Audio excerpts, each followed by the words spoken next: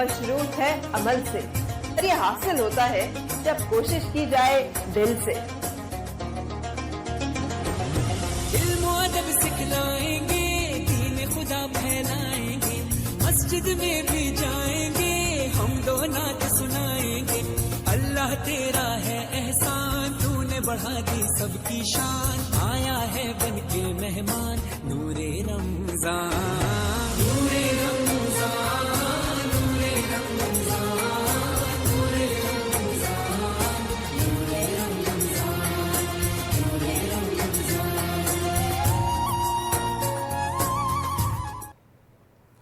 बिस्मिल्लाहिर्रहमानिर्रहीम, नहमदुहु नुसल्ली व नुसल्लिमु अला रसूलिहिल करीम। नादरीन मुहतरम, अस्सलामु अलैकुम व रहमतुल्लाहि व बरकातुहू। प्रोग्राम इफ्तार टाइम में आपका खैर मक़दम है। मैं हूं आपका मेज़बान हाफ़िज़ अब्दुल अज़ीम, और आज हमारे साथ स्टूडियो में मौजूद है हमारे हरदिल अज़ीज़ मौलाना हाफ़िज़ व क़ारी अब्दुस्समद क़ादरी निज़ामी साहब। नादरीन, जैसे कि आप जानते हैं, ये प्रोग्राम दीनी शरई सवालात के जवाबात पर मबनी प्रोग्राम है। आप अपने शरई सवालात कर जवाबात हासिल कर सकते हैं, और हमारा नंबर स्क्रीन पर मौजूद है, आप उस पर कॉल कर सवाल कर सकते हैं। नादरीन, ये याद रखिए, जब कभी आपसे हम कॉल पे बात कर रहे हो तो टीवी का वॉल्यूम कम रख कर बात करें, ताकि आपके सवाल को हम सही तौर पर समझ सकें। आइए मौलाना का खैर मक़दम करते हैं, गुजारिश करते हैं तमहीदी कलिमात के लिए समाअत फरमाएँ। अऊज़ु बिल्लाहि मिनश शैतानिर रजीम, बिस्मिल्लाहिर रहमानिर रहीम, नहमदुहु नुसल्ली व नुसल्लिमु अला रसूलिहिल करीम, अम्मा बाद, फ़अऊज़ु बिल्लाहि मिनश शैतानिर रजीम, बिस्मिल्लाहिर रहमानिर रहीम। क़ाल सुब्हानहु व तआला फ़ी किताबिहिल अज़ीम, शहरु रमज़ान अल्लज़ी उन्ज़िल फ़ीहिल क़ुरआन हुदल लिन्नासि व बय्यिनातिम मिनल हुदा वल फ़ुरक़ान। सदक़ल्लाहुल अज़ीम। मुहतरम सामिईन व सामिआत, नाज़रीन व नाज़िरात, अस्सलामु अलैकुम व रहमतुल्लाहि व बरकातुहू। अल्लाह सुब्हानहु व तआला का बेइंतहा फ़ज़्ल व करम है। रब्बे ज़ुल जलाल ने तमाम नेमतों में जो सबसे बड़ी नेमत से हमें सरफराज़ी अता फ़रमाई, वो है सय्यिदुल अंबिया रहमतुल लिल आलमीन शफ़ीउल मुज़निबीन मुहम्मद अरबी सल्लल्लाहु अलैहि व आलिहि वसल्लम की उम्मत मुबारका में पैदा होने का शर्फ़ अज़ीम बख्शा। ये हमारे लिए बड़ी नेमत की बात है। हालांकि अल्लाह सुब्हानहु व तआला के बेबहा नेमतें और सरफराज़ियाँ हम पर है, जैसा कि अल्लाह ने कुरान मजीद में इरशाद फरमाया, व इन तउद्दु निअमतल्लाहि ला तुहसूहा, अगर तुम अल्लाह सुब्हानहु व तआला के नेमतों को गिनो तो हरगिज़ नहीं गिन सकते। बुज़ुर्गों और दोस्तों, इसी तरह हज़रत सलमान फ़ारसी रज़ी अल्लाह ताला अन्हु, जो साहबी रसूल हैं, वो अर्ज़ करते हैं कि नबी करीम सल्लल्लाहु अलैहि वसल्लम शाबान के आखिरी अय्याम में सहाबा को हुक्म फ़रमाते हैं कि मस्जिद नबवी में जमा हो जाएं, मिंबर रसूल के करीब बैठें। नबी करीम सल्लल्लाहु अलैहि वसल्लम ने 3 खुतबे इरशाद फरमाए रमज़ान के मुतालिक, जिसमें से एक खुतबा आपके सामने उसका मफ़हूम अर्ज़ करने की सादत हासिल करता हूँ। हज़रत सलमान फ़ारसी रज़ी अल्लाह अन्हु फरमाते हैं कि नबी करीम सल्लल्लाहु अलैहि वसल्लम ने फरमाया, ऐ सहाबियों, एक ऐसा महीना साया फ़िगन होने वाला है जो रहमतों वाला है, और अल्लाह सुब्हानहु व तआला ने इस महीने में लोगों पर रोज़ों को फ़र्ज़ फरमाया है, और रात में क़ियामुल लैल है, यानी तरावीह को। और फरमाया कि अल्लाह सुब्हानहु व तआला इस महीने में फ़ुतिहत अब्वाबुल जन्नह व ग़ुल्लिक़त अब्वाबुल जहीम, जन्नत के दरवाज़ों को खोल दिया जाता है और जहन्नम के दरवाज़ों को बंद कर दिया जाता है। व सुलसिलति शयातीन, और शैतानों को जकड़ दिया जाता है। और फरमाया कि इस महीने में अल्लाह सुब्हानहु व तआला आसमान के दरवाज़ों को भी खोल देता है, रहमत के दरवाज़ों को भी खोल देता है। और इसी तरह जो कोई शख्स रोज़ेदार को इफ़्तार करवाता है, रोज़ेदार के सवाब में कमी हुए बग़ैर अल्लाह सुब्हानहु व तआला इफ़्तार कराने वाले को भी उतना ही अजर अता फ़रमाता है। हज़रत सलमान फ़ारसी ने अर्ज़ किया, या रसूलुल्लाह सल्लल्लाहु अलैहि वसल्लम, हम में से बाज़ लोगों में वो इस्तिताअत नहीं है कि हम उन्हें पेट भर कर खिलाएँ। नबी अलैहिस्सलातु वस्सलाम ने फ़रमाया ضروری نہیں ہے پیٹ بھر کر کھلانا. اگر ایک گھونٹ دودھ یا ایک گھونٹ کھجور اور پانی ہی سے افطار کرا دیا جائے تو اللہ سبحانہ و تعالیٰ روزے دار کے ثواب کے برابر روزہ کھلانے والے کو بھی اللہ سبحانہ و تعالیٰ وہی اجر عطا فرمائے گا کچھ کمی کیے بغیر. اور اگر کوئی شخص کسی روزے دار کو پیٹ بھر کر افطاری کرواتا ہے, پیٹ بھر کر روزہ کھلاتا ہے, اللہ سبحانہ و تعالیٰ قیامت کے دن میرے حوض کوثر سے اسے ایسا سیراب فرمائے گا وہ جنت میں جانے تک پیاسا نہیں ہوگا. سبحان اللہ. یہ مومنوں کے لیے, یہ ایمان والوں کے لیے ایک بڑی خوشخبری اور نعمت کی بات ہے. دنیا ہی میں بشارت دی جا رہی ہے کہ روزے دار کو افطار کروانا حلال پیسوں سے ایمان, حالت ایمان میں اور اللہ کو راضی کرنے کے لیے اگر کوئی روزے دار کو افطار کراتا ہے, رسول اللہ صلی اللہ علیہ وسلم دنیا ہی میں اسے جنت کی بشارت دے رہے ہیں. آپ غور فرمائیں. تو بزرگوں اور دوستوں, یہ کوئی عمل معمولی نہیں بلکہ غیر معمولی ہے. اس پر توجہ کرنا اور جتنا ہو سکے نیکیوں کو حاصل کرنے کی کوشش کرنا چاہیے, کیونکہ اللہ کے نبی صلی اللہ علیہ وسلم نے اسی طرح اور ایک حدیث میں ہمیں روایت ملتی ہے کہ نبی کریم صلی اللہ علیہ وسلم نے فرمایا, نادی منادن فی السماء, کہ آسمان میں جب رمضان کی پہلی رات کا آغاز ہو جاتا ہے تو پہلے آسمان پر ایک ندا دینے والا ندا دیتا ہے, منادی, یہ کہہ کر یا باغی الخیر اقبل و یا باغی الشر اقصر. فرماتے ہیں کہ اے نیکی کرنے والو آگے بڑھو, نیکیوں میں اور اضافہ کرو, اور برا کرنے والوں, گناہ کرنے والوں رک جاؤ, یہ رحمتوں کا مہینہ ہے, رک جاؤ. تو بزرگوں اور دوستوں, اسی طرح رمضان کی بے پایا برکتیں و رحمتیں انشاءاللہ تعالی ہمیں سننے اور عمل کرنے کی اللہ توفیق عطا فرمائے. ماشاءاللہ, بہت خوب. مولانا سے آپ نے تمہیدی کلمات کو سماعت فرما رہے تھے. مولانا, میں یہ آپ سے جاننا چاہتا ہوں کہ روزہ رکھنے سے کیا فوائد حاصل ہوتے ہیں, اس پر آپ روشنی ڈالیے. محترم سامعین و ناظرین, اللہ سبحانہ و تعالیٰ کا ارشاد ہے, جیسا کہ سورہ بقرہ میں اللہ رب العزت نے فرمایا, یا ایھا الذین آمنوا کتب علیکم الصیام کما کتب علی الذین من قبلکم لعلکم تتقون. اے ایمان والو, ہم نے آپ پر ایسے ہی روزے فرض کیے ہیں جیسا پچھلی امتوں پر فرض فرمائے. یعنی یہ کوئی نئی بات نہیں ہے کہ روزہ فرض ہو رہا ہے, تو کوئی نئی بات نہیں کہ آج صرف آپ پر ہو رہا ہے, بلکہ پچھلی امتوں پر بھی روزے فرض تھے. اس کی ہیئت, اس کی مقدار, اس کا وقت ہو سکتا کچھ مختلف ہوں, مگر روزے تو ان پر بھی فرض کیے گئے تھے. اچھا, روزے کیوں فرض کیے گئے؟ اللہ سبحانہ و تعالیٰ فرضیت کی وجہ خود قرآن مجید میں ارشاد فرماتے, لعلکم تتقون, تاکہ تم متقی و پرہیزگار بن جاؤ, تاکہ تم اللہ سے ڈرنے والے بن جاؤ. بزرگوں اور دوستو, روزے سے اللہ کا تقوی کیسا پیدا ہوتا ہے؟ روزے سے انسان متقی کیسے بنتا ہے؟ روزے سے متقی ایسے بنتے ہیں کہ جب انسان حالت روزہ میں ہوتا ہے تو وہ خود اپنے آپ میں یہ غور و فکر کرتا ہے کہ میں حالت روزہ میں رہ کر جھوٹ کیسا بول سکتا ہوں, میں حالت روزہ میں رہ کر گناہ کیسے کر سکتا ہوں, میں حالت روزہ میں رہ کر گانا کیسا سن سکتا ہوں, میں حالت روزہ میں رہ کر فحش ویڈیوز کیسے دیکھ سکتا ہوں, میں حالت روزہ میں رہ کر دھوکہ کیسے دے سکتا ہوں, میں حالت روزہ میں رہ کر کسی کو گمراہ کیسے کر سکتا ہوں. انسان جب حالت روزہ میں آ جاتا ہے تو خود بخود اللہ سبحانہ و تعالیٰ اس کی فکر کو وسیع کر دیتے ہیں. ایک عام انسان بھی سوچنے پر مجبور ہو جاتا ہے کہ میں حالت روزہ میں یہ سب کام کیسے کر سکتا ہوں. آپ کی ضمیر بھی آپ کو یہی گواہی دے گی کہ نہیں, حالت روزہ میں ہرگز آپ یہ اعمال, یہ گناہ نہیں کر سکتے. علاوہ ازیں بزرگوں اور دوستوں, اللہ نے خود ارشاد فرمایا, جیسا کہ حدیث قدسی ہم سماعت فرماتے ہیں, بخاری شریف میں بھی حدیث ہے, نبی کریم صلی اللہ علیہ وسلم نے ارشاد فرمایا کہ اللہ رب العزت فرماتے ہیں, الصوم لی وانا اجزی بہ, روزہ میرے لیے ہے اور میں اس کا اجر عطا فرماتا ہوں. یوں تو ہر نیکی کا اجر اللہ ہی عطا فرماتے ہیں, یوں تو ہر نیکی تو اللہ ہی سبحانہ و تعالیٰ عطا کرنے والے ہیں, مگر خاص کر روزے کا ذکر کر کر فرمانا, وانا اجزی بہ, میں روزے کی جزا عطا کرتا ہوں. یعنی دوسرے نیکیوں کے لیے میں فرشتوں کو حکم دیتا ہوں کہ تم نیکیوں کو لکھو, اور ایک روایت میں آتا ہے کہ روزہ کا ثواب اللہ خود عطا فرماتا ہے. یعنی اس کی کوئی لمٹ نہیں ہوتی, جیسا کہ ایک نیکی کی جائے تو اتنی لمٹ ہے. روزے کی لمٹ بتائی گئی کہ 10 سے لے کر 700 گنا تک اللہ سبحانہ و تعالیٰ رمضان میں نیک عبادتوں کے لیے 10 سے لے کر 700 گنا اضافہ فرما دیتے ہیں. تو لہٰذا روزے کے بہت فوائد ہے. ایک تو شرعی فائدہ یہ ہے کہ ہمارا نفس دبتا ہے، نفس قابو پاتا ہے. جو نفس امارہ ہے وہ نفس مطمئنہ میں تبدیل ہونے کی کوشش کرتا ہے. اور سائنٹیفک کئی سارے فوائد ہمارے سامنے آتے ہیں.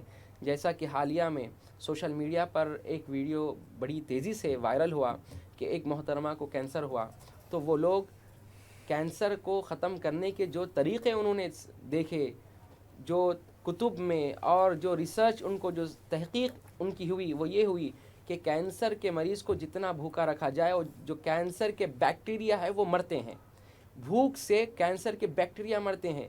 اور ان کو ایک خاص قسم کی غذا دی جائے، جیسا کہ کھجور ہے، ان کو انجیر ہے، زیتون ہے، ایسے خاص قسم کے جو ہے ان کو غذائیں دی جائے اور ان کو زیادہ سے زیادہ بھوکا رکھا جائے، تو وہ بیکٹیریا خود بخود مر جاتے ہیں. تو بزرگوں اور دوستوں، اطباء اور ڈاکٹر کی تحقیق یہ بتاتی ہے کہ کینسر بھی بھوک سے مر جاتا ہے، اسی کینسر کے بیکٹیریا بھی بھوک سے مر جاتے ہیں. تو اللہ سبحانہ و تعالیٰ کی اللہ کے ہر حکم پر اللہ سبحانہ و تعالیٰ نے بے شمار فوائد، بے شمار نعمتیں بندوں کو عطا فرمائی ہے. بزرگوں اور دوستوں، یہ تو ایک سائنٹیفک فائدے تو آپ سنتے آ رہے ہیں. آئیے میں آپ کو ایک بہترین ایک بات بتاتا ہوں جو ہمارے دکن کی شخصیت، جو تعارف محتاج نہیں، جن کو صرف عجم ہی نہیں بلکہ عرب بھی اپنی آنکھوں پر ان کے نام کو گردانتے ہیں، وہ شخصیت حضرت محدث دکن عبداللہ شاہ نقشبندی رحمۃ اللہ علیہ. آپ فضائل رمضان اور مواعظ حسنہ میں اس بات کو ذکر کرتے ہیں کہ نفس بندے کو دھوکہ کیسا دیتا ہے، نفس بندے کو دھوکہ کیسا دیتا ہے. لہٰذا آپ لکھتے ہیں کہ نفس کہتا ہے، ارے میاں اللہ سبحانہ و تعالیٰ بندوں سے محبت کرتے ہیں، اللہ رحیم ہے، اللہ رحمان ہے، اللہ بندوں سے محبت کرتے ہیں اور پھر اپنے بندوں کو بھوکا بھی رکھ رہے ہیں، یہ کیسے ہو سکتا ہے؟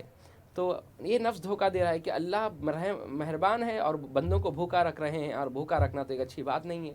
نفس دھوکہ دے رہا ہے. تو اس کا جواب حضرت یہ لکھتے ہیں کہ میاں بچے کو ماں باپ کو بچے سے بڑی محبت ہوتی ہے، کیا بچوں کو ماں باپ بھوکا رکھتے؟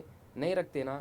تو اسی طرح بچے جب بیمار ہو جاتے ہیں تو وہ ماں باپ جو بے انتہا محبت کرتے اپنی اولاد سے، کیا کڑوی دوائیں پلاتے نہیں پلاتے؟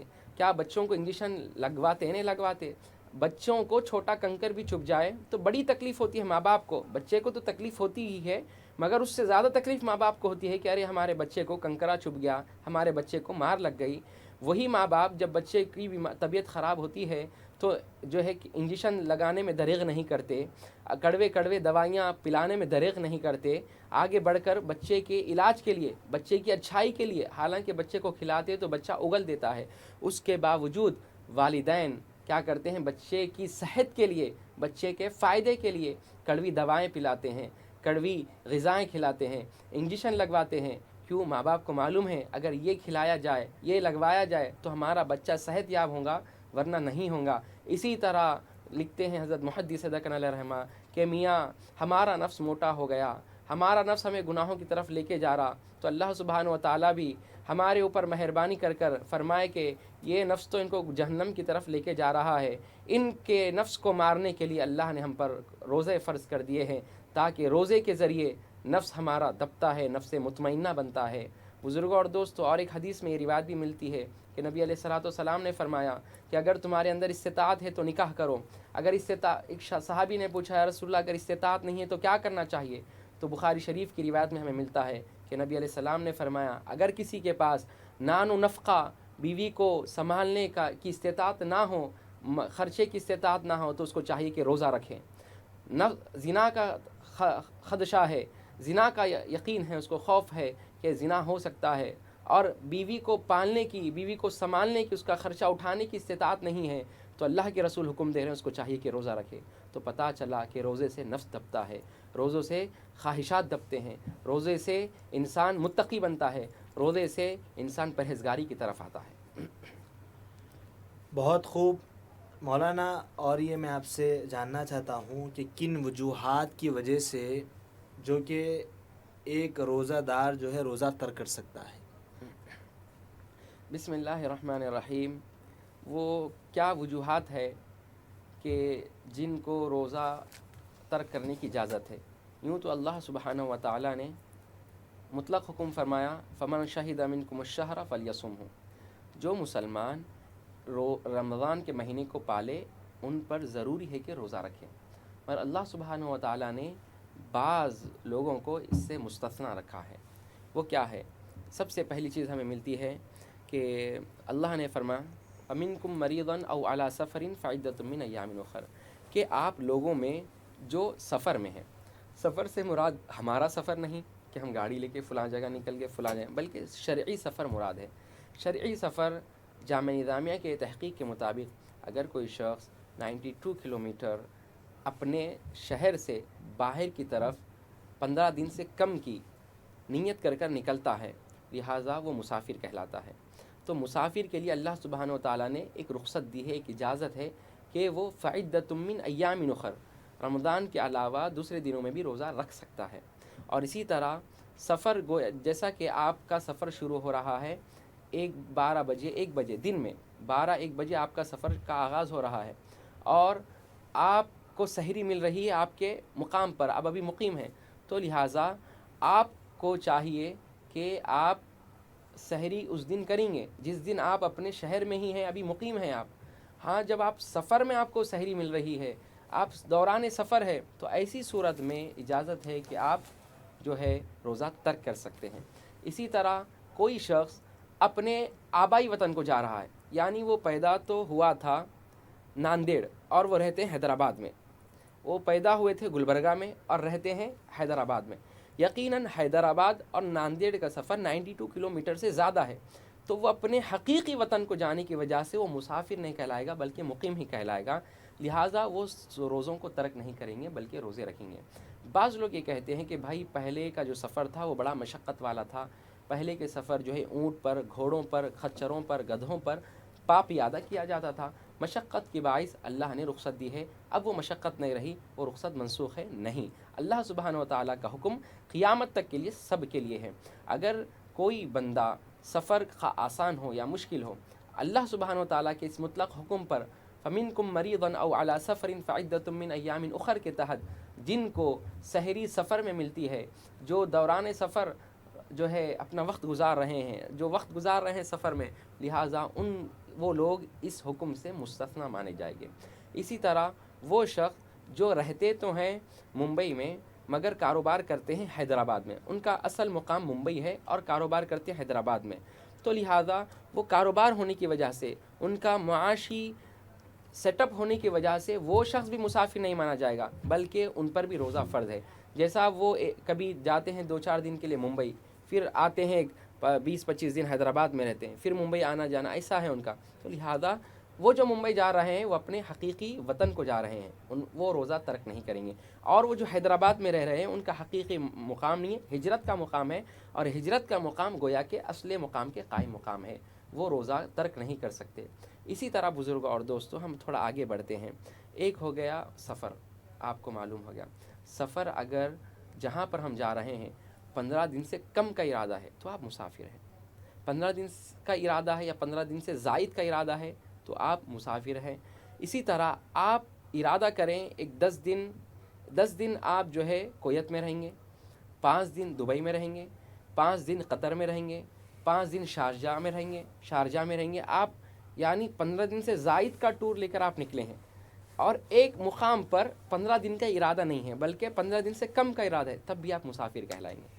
کسی پرٹیکولر ایک شہر، ایک مقام پر اگر آپ رک رہے ہیں 15 دن سے زائد تو آپ مقیم ہیں، آپ پر روزہ فرض ہے، وہاں پر قصر نہیں کریں گے بلکہ پورے 4 رکعتیں ادا کرنی ہوگی۔ بزرگوں اور دوستوں، اسی طرح یہ رہا سفر کا، اور بھی اس میں کئی سارے تفصیلات ہیں، جیسے انشاءاللہ تعالیٰ سوال آتے جائیں گے اس کے متعلق ہم جواب دیتے جائیں گے۔ اور علاوہ ازیں مریض پر بھی روزہ اللہ نے اس کو اجازت دی ہے کہ وہ روزے میں فعدۃ من ایام اخر، روزہ دوسرے دنوں میں جب اس کو افاقہ ہو جائے، جب وہ صحت یاب ہو جائے تو وہ دنوں میں روزہ رکھ سکتے ہیں۔ بزرگوں اور دوستوں، بیمار سے مراد کون سا بیمار مراد ہے؟ ہمارے پاس بیمار بولے تو ہم سمجھتے ہیں سر دکھ رہا، بہت زیادہ سر دکھ رہا، روزہ چھوڑ دیتے ہیں، آنکھ سے پانی جا رہا، روزہ چھوڑ دیتے ہیں، کان درد دے رہا، روزہ چھوڑ دیتے ہیں، بخار ہے، روزہ چھوڑ دیتے ہیں۔ تو اللہ نے جو مرض فرمایا ہے وہ کون سا، کس قسم کا مرض ہے، کس قسم کی بیماری ہے. تو فقہاء کرام ہمیں تصریح سے سمجھاتے ہیں کہ ڈاکٹر صحیح ایمان والا اور جس کو آخرت کی فکر ہو، مسلمان ڈاکٹر سے وہ مشورہ کرے کہ مجھے فلاں بیماری ہے، کیا میں ان دنوں میں روزہ رکھ سکتا ہوں یا رکھ سکتی ہوں یا نہیں. آپ مسلمان ڈاکٹر سے مشورہ کریں گے. اگر ڈاکٹر یہ کہے کہ ہاں تم روزہ رکھ سکتے ہیں تو ایسی صورت میں آپ روزہ رکھیں گے. ڈاکٹر یہ کہے کہ نہیں آپ روزہ نہیں رکھ سکتے، بلکہ دوسرے ایام میں آپ کو روزہ رکھنا ہوگا، کیونکہ اگر آپ روزہ رکھیں گے تو آپ کے جان کو خطرہ ہے، آپ کے کسی جسمانی عضو کو تلف ہونے کا نقصان ہے. ایسی صورت میں وہ روزہ ترک کر سکتے ہیں. اسی طرح مریض میں شیخ فانی بھی آتے ہیں، یعنی اتنے بیمار کہ وہ اب روزہ رکھنے کی طاقت نہیں رکھتے، وہ ان کو بھی اجازت ہے کہ وہ روزہ نہیں رکھیں گے. اسی طرح حیض و نفاس والی خواتین وہ بھی روزہ فعدۃ من ایام اخر دوسرے دنوں میں روزہ رکھیں گے. اور وہ حاملہ عورت جن کے پیٹ میں بچہ ہے، اگر ڈاکٹر نے ان کو، ایک تو ہوتا ہے عادت قدیم، ایک ہے مشاہدہ. عادت قدیم سے مراد یہ ہے کہ اس سے پہلے بھی وہ حاملہ تھی، روزہ رکھیں مگر ان کو کوئی ضرر نہیں ہوا، تو ایسی صورت میں وہ روزہ اب بھی رکھیں گی. ایک محتوا مشاہدہ کہ اب تو حاملہ ہے، اب پریگننسی ان کو ہے اور وہ روزہ رکھ رہی ہیں اور اپنے آپ کو سیف محسوس کر رہی ہے، تو ایسی صورت میں روزہ رکھیں گی. اگر مشاہدے میں تکلیف ہو رہی ہے اور ڈاکٹر نے کہا کہ تمہارا بھوکا رہنے سے بچے کو اور آپ کی جان کو خطرہ ہے، تو ایسی صورت میں وہ خاتون بھی فعدۃ من ایام اخر دوسرے دنوں میں روزہ رکھیں گی. یہ سب چیزوں کا حکم اس لیے ہے، اللہ نے ارشاد فرمایا لا یکلف اللہ نفسا الا وسعها. اللہ سبحانہ و تعالیٰ کسی بھی نفس پر تکلیف نہیں ڈالتے. تو بزرگ اور دوستوں، یہ تھا. اور بھی کئی سارے لوگ ہیں جو روزے کے حکم سے مستثنیٰ ہیں، جن کو فعدۃ من ایام اخر میں شامل کیا جائے گا. ماشاءاللہ بہت خوب مولانا نے روزے کے حوالے کے تعلق سے سماعت فرما رہے تھے. ناظرین یہ یاد رکھے ہمارا نمبر اسکرین پر موجود ہے، آپ اس پر کال کر سوال کر سکتے ہیں. مولانا آپ کے ضرور سوال کا جواب دیں گے. مولانا میں یہ جاننا چاہتا ہوں کہ اگر کسی شخص نے اگر سحری کی ہو، سحری کرنے کے بعد اور اس نے نماز فجر کو ادا کیا ہو اور وہ جب وہ سو گیا ہو اور پھر صبح وہ اٹھا ہو، وہ اسے ایسا محسوس ہو گیا کہ وہ بخار آ گیا اور ایسا قے ہونے کے امکانات ہو گئے، اگر ویسی صورت میں اگر روزہ توڑتا ہے تو اس کے لیے کیا احکام بتائے گئے؟ بسم اللہ الرحمن الرحیم. ایسا شخص جو سحری بھی کیا ہو اور جو ہے نماز فجر ادا کیا ہو اور طلوع اور زوال سے پہلے، یعنی ظہر سے پہلے، زوال سے پہلے اس کی طبیعت زیادہ ناساز ہو گئی اور بالکل وہ اسٹیبل نہیں ہے، اب ایسی صورت میں وہ کیا کریں؟ اور ڈاکٹر یہ کہہ رہے ہیں کہ تمہارا روزہ توڑنا ضروری ہے، انجیکشن لینا ضروری ہے، اگر انجیکشن نہیں لیں گے تو حالت بگڑ سکتی ہے. تو لا یکلف اللہ نفسا الا وسعها کے تحت بعض فقہا نے ان کو یہ اجازت دی ہے کہ ہاں بالکل وہ اپنی طبیعت کو نہیں سنبھال سکتے، تو ایسی صورت میں وہ روزہ کی بعد میں قضا کریں گے. کفارہ لازم نہیں آئے گا بلکہ قضا لازم آئے گی. بہت خوب. آئیے کالر کی جانب بڑھتے ہیں اور جانتے ہیں ان کا سوال کیا ہے. السلام علیکم. السلام علیکم. شاید رابطہ نہیں ہو رہا ہے. مولانا اگر کوئی ہنک ہوتا ہے، ہنک جس کو کہا جاتا ہے، ہنک کوئی ایک ایسی چیز ہوتی ہے جو ہاضمے کے لیے استعمال کی جاتی ہے، تو وہ اس کا استعمال کرنا کہاں تک درست ہے؟ بسم اللہ الرحمن الرحیم. ایسے ادویات ان لوگوں کے لیے ہوتے ہیں بالکل جن کا ہاضمہ درست نہیں ہوتا، لہٰذا ان کے لیے ڈاکٹر نے مشورہ کیا ہو کہ آپ استعمال کریں تو آپ کے لیے مفید ہوگا تو وہ کر سکتے ہیں، جن کے لیے ضرر ہے وہ اس سے بچیں. بہت خوب. آئیے ایک کالر کو شامل کرتے ہیں اور جانتے ہیں ان کا سوال کیا ہے. السلام علیکم. السلام علیکم. جی بتائیے کیا سوال ہے؟ میرے کو کینسر ہے. جی میرے کو کینسر ہے،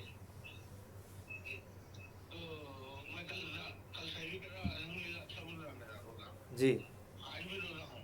جی تو اس سے میرے کو کچھ صحت میں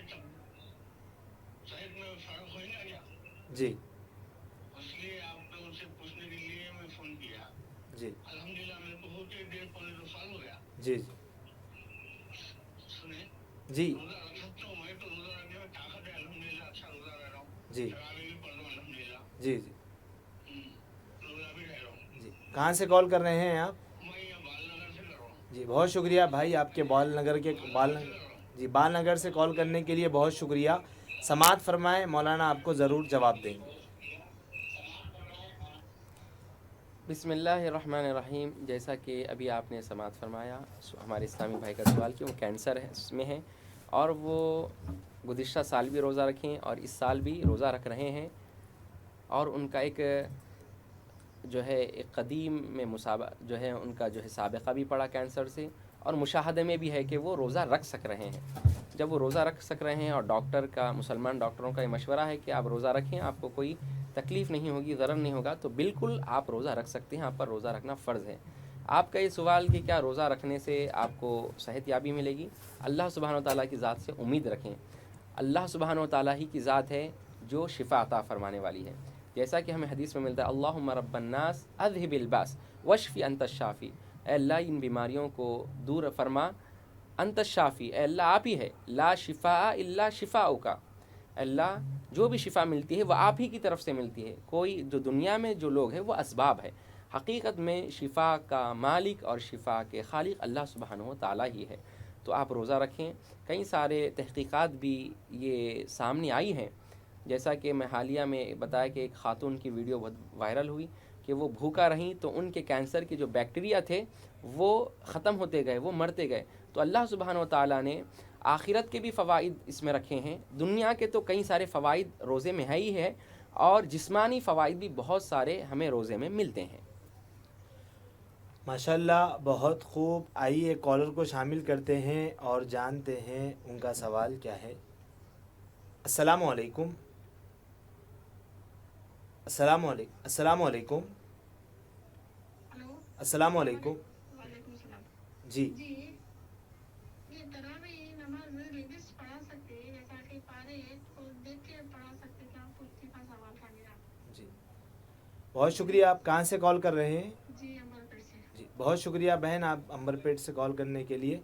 आपके ज़रूर सवाल का जवाब दिया जाएगा। जी, और एक सवाल था मेरा, जी तहज्जुद की नमाज अपन पढ़ते हैं तो उसमें कुल का सूरा, जैसा कि फर्स्ट पहले रकात में 6 बार, दूसरी रकात में 5 बार, ऐसा पढ़ सकते हैं। जी। राह जन्नत में हम देखे थे ऐसा। जी बहुत शुक्रिया आपके कॉल करने का। दोनों सवालात के जवाब दिए जाएंगे। आप समाअत फरमाएं। बिस्मिल्लाहिर्रहमानिर्रहीम। जैसा कि हमारी इस्लामी बहन ने हमसे अभी सवाल किया कि क्या औरत तरावी पढ़ा सकती है या नहीं, तो ये बात वाज़ेह आप जहन में बिठा लें कि औरत बिल्कुल इमामत के हक़दार नहीं है।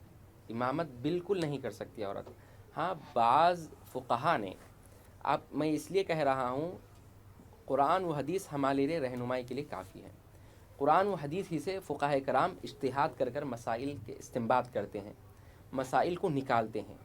क्या आप कभी ये सुनने में आया, क्या ये पढ़ने में आया कि नबी करीम सल्लल्लाहु अलैहि वसल्लम की विसाल अक़दस के बाद या आपकी हयात ही में, ज़ाहिरी हयात ही में, क्या किसी सहाबिया ने, किसी औरत ने क्या इमामत की हो? या अम्मा जान आयशा सिद्दीक़ा रज़ी अल्लाह ताला अन्हा, जो कि फ़क़ीहा, सहाबा को कुछ शक होता कोई मसाइल पर, आप मसाइल में समझ में नहीं आते तो वो मसाइल अम्मा जान आयशा सिद्दीक़ा रज़ी अल्लाह अन्हा से रुजू फरमाते। ऐसी शख्सियत, ऐसी फ़क़ीहा जो नबी सल्लल्लाहु अलैहि वसल्लम की ज़ौजा मोहतरमा और हमारी सब मोमिनों की माँ, क्या आपने कभी नमाज़ पढ़ाई? क्या आपने कभी सुना? नहीं। तो बुज़ुर्ग और दोस्तों, औरत को सिरे से इमामत करना ही नहीं चाहिए। बाज़ फ़ुक़हा ने एक सराहत ये निकाली है कि जैसा वो हदीस है कि हम सुनते हैं कि वो हाफिज़ जो हिफ्ज़ तो करे हैं और हिफ्ज़ करने के बाद भूल गए हैं, तो उनके बारे में अज़ाब क्या बताया गया कि वो क़ियामत के दिन अंधे उठाए जाएंगे। क़ियामत के दिन अंधे, जो हाफिज़ हिफ्ज़ करें और अपना हिफ्ज़ भूल गए, कुरान को छोड़ दिए मुकम्मल, यानी उसकी तरफ कुछ रग़बा, हिफ्ज़ तो कर हाफिज़ बन गए और मुकम्मल छोड़ दिए, कुरान कभी पढ़े नहीं, तरावी ने सुना है, किसी वजह से कुरान भूल गए, तो लिहाजा उनके बारे में वईद है कि वो लोग क़ियामत में अंधे उठाए जाएंगे। तो बाज़ फ़ुक़हा ने ये नरमी को अपनाया कि तरावीह सुनाने से एक हाफिज़ का हाफिज़ा बड़ा मजबूत रहता है, کیونکہ عام طور پہ جو تیاری ہوتی ہے وہ مضبوط نہیں. تراویح سنانے کے لیے جو تیاری ہوتی ہے بڑی مضبوط. عورت اگر نماز پڑھائی بھی گی، تراویح کی نماز پڑھائے گی تو امام صاحب کی طرح سامنے ٹھہر کر نہیں پڑھائے گی، بلکہ صف کے بیچ میں ٹھہر کر پڑھائے گی. جیسا امام صاحب ایک صف آگے ہو کے نماز پڑھاتے ہیں تو عورت اس طرح آگے ٹھہر کر نماز نہیں پڑھائے گی، بلکہ صف کے بیچ میں ہوگی. وہ حافظہ، وہ عورت جو حافظہ ہے، جو مطلب قرآن ہے، یاد ہے ان کو، اپنے قرآن کی حفاظت کے لیے وہ تراویح پڑھا رہی ہیں، تو ان کے لیے علماء نے اجازت دی ہے، وہ پڑھا سکتی ہیں. مگر جمہور علماء، بعض علماء کا قول میں آپ کو، مگر جمہور علماء، اکثر علماء، محدثین، مفتیان کرام میں لکھتے ہیں عورت کو سرے سے ناجائز ہے، وہ بالکل امامت نہیں کر سکتی. یہ 2 قول میں آپ کو بتلایا. زیادہ مضبوط قول جمہور علماء کا ہے کہ عورت کو امامت نہیں کرنا چاہیے. دوسرا قول یہ ہے کہ دوسری میں ہماری بہن کا سوال یہ تھا کہ تہجد کی نماز میں کیا ایک سورے کو متعدد مرتبہ پڑھ سکتے ہیں؟ ہاں بالکل پڑھ سکتے ہیں. نفل نماز ہے، پڑھ سکتے ہیں. آپ کو جو سورے یاد ہے وہ پڑھ سکتے ہیں. نفل عبادت میں آپ کو جہاں سے یاد ہے، جو یاد ہے، جتنا یاد ہے، جتنی مرتبہ پڑھنا چاہتے ہیں بالکل پڑھ سکتے ہیں، اس میں کوئی حرج نہیں ہے. بہتر یہ ہے کہ نفل نماز ہے کہ نفل نماز کو یہ قیام اللیل کہتے ہیں، جتنا ہو سکے اس کو لمبی کریں. یعنی آپ کو جو بڑے سورے یاد ہے، بڑے سورے، طویل سورے پڑھنے کی کوشش کریں. اگر یاد نہیں ہے تو یاد کرنے کی کوشش کریں، اللہ آسانی فرمائے گا. بہت خوب. مولانا نے تراویح کے حوالے سے آپ کو جواب عنایت فرما رہے تھے. آئیے ایک کالر کی جانب بڑھتے ہیں اور جانتے ہیں ان کا سوال کیا ہے. السلام علیکم. السلام علیکم. شاید رابطہ ہمارا نہیں ہو رہا ہے. مولانا میں یہ جاننا چاہتا ہوں کہ زکوٰۃ کن لوگوں پر فرض ہے، تھوڑا آپ اس پر روشنی ڈالے تو. بسم اللہ الرحمن الرحیم. زکوٰۃ کے سلسلے میں جیسا کہ اللہ سبحانہ و تعالیٰ نے قرآن مجید میں ارشاد فرمایا، اقیموا الصلاۃ و آتوا الزکاۃ. اللہ نے آپ لوگوں پر نماز کو بھی فرض فرمایا ہے اور زکوٰۃ کو بھی. نماز دوسرا رکن مانا جاتا ہے اور زکوٰۃ تیسرا رکن مانا جاتا ہے. قرآن کریم میں ایک نہیں کئی سارے مقامات پر، 32 مقامات پر، تو 32 مقامات نماز اور زکوٰۃ کا ذکر ایک ساتھ آیا ہے.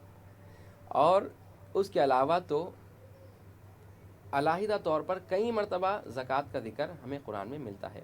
اور احادیث میں بھی ہے، جیسا کہ نبی علیہ الصلاۃ والسلام کی حدیث، بنی الاسلام علی خمس شہادت اللہ الہ الا اللہ و اقام الصلاۃ و ایتاء الزکاۃ و صوم رمضان و حج بیت اللہ او کما قال علیہ الصلاۃ والسلام.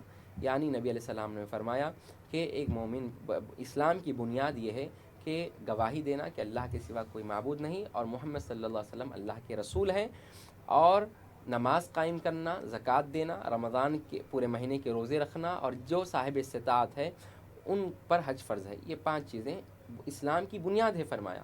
تو بزرگوں اور دوستوں، زکوٰۃ کن پر واجب ہے؟ تو میں آپ کو وہ شرائط جو وجوب زکوٰۃ ہے، شرائط وجوب زکوٰۃ کی تفصیل میں آپ کو مختصراً بتا دیتا ہوں. وہ یوں ہیں کہ زکوٰۃ کے لیے پہلی بات مسلمان ہونا. کافر پر زکوٰۃ واجب نہیں. مسلمان ہونا، ہاں وہ مسلمان ابھی بنا ہے، یعنی وہ ابھی 2025 چل رہا ہے، تو وہ مسلمان بنے تھے 2023 میں. تو ان کو یہ نہیں کہیں گے کہ بھائی آپ بالغ کب ہوئے تھے، آپ مالدار کب تھے. ابھی آپ کی عمر 40 سال ہے، آپ جو ہے مالدار تھے 20 سال سے مالدار تھے آپ، تو لہٰذا 18 سال کی زکوٰۃ نکالو، حالت کفر کی نہیں کہا جائے گا، کیونکہ زکوٰۃ واجب ہی ہوتی ہے اسلام لانے کے بعد. مسلمان پر زکوٰۃ واجب ہے کیونکہ مسلمان مکلف ہے. وہ غیر مسلم پر نماز کا ہے، نماز کے لیے، عبادت کے لیے ایمان کا ہونا شرط ہے. تو مسلمان پر زکوٰۃ واجب ہے، غیر مسلم پر زکوٰۃ واجب نہیں ہے. دوسرا، بالغ ہونا. نابالغ پر زکوٰۃ واجب نہیں ہے. بالغ ہونا یعنی بالغ کب ہوئے؟ بالغ کی کوئی جو ہے مخصوص ٹائم نہیں ہے. جیسا کہ بچی کے بارے میں بتلایا جاتا ہے کہ بچی عموماً 9 سال سے لے کے 12-13 سال کے درمیان بالغ ہو جاتی ہے. اور بچے کے بارے میں بتلایا جاتا ہے کہ بچہ 11 سال سے لے کر 15 سال کے آس پاس میں بچہ بالغ ہو جاتا ہے. تو بچہ بالغ ہو گیا، وہ مالدار ہے، ان کے جو ہے حق میں، ان کے ملکیت میں اگر کچھ مال ہے تو لہٰذا ان بچوں پر بھی زکوٰۃ واجب ہوگی. ایک ہے، یہ تھا نابالغ، پہلا مسلمان، دوسرا بالغ. تیسرا ہے آزاد شخص پر زکوٰۃ واجب ہے، غلام پر زکوٰۃ واجب نہیں. اب تو غلامیت کا زمانہ نہیں رہا، लिहाजा ग़ुलाम पर भी ज़कात वाजिब नहीं होगी। और उसके अलावा मैं आपको बता दूं कि नाबालिग बच्चों के बारे में मैं आपको बताता हूं। अब जो है आज के दौर में, पहले के भी अदवार में होता ये था कि माँ बाप बच्ची की शादी के लिए पहले से सोना ख़रीद के रखते थे। क्यों? सोना जो है बच्ची बड़ी हो गई तक सोने की कीमत बढ़ जाती है, तो क्या करते हैं, पहले से तैयारी करते हैं ताकि बाद में दुश्वारी ना हो। तो ऐसी सूरत में बच्ची के लिए आप सोना ख़रीदें। कितना ख़रीदे साहब? आप बच्ची के लिए सोना थोड़ा थोड़ा करें, 10 तोले जमा हो गए। तो अब जाम निज़ामी की तहक़ीक़ के मुताबिक 6 तोले पर ज़कात वाजिब होती। सोना अगर 6 तोले हो तो ज़कात वाजिब। और शुमाली हिंद के उलमा की तहक़ीक़ के मुताबिक 7.5 तोले पर ज़कात वाजिब होती है। हम दक्कन वालों के लिए बेहतर यह है कि कौन से 2 तहक़ीक़ात को अपनाएं।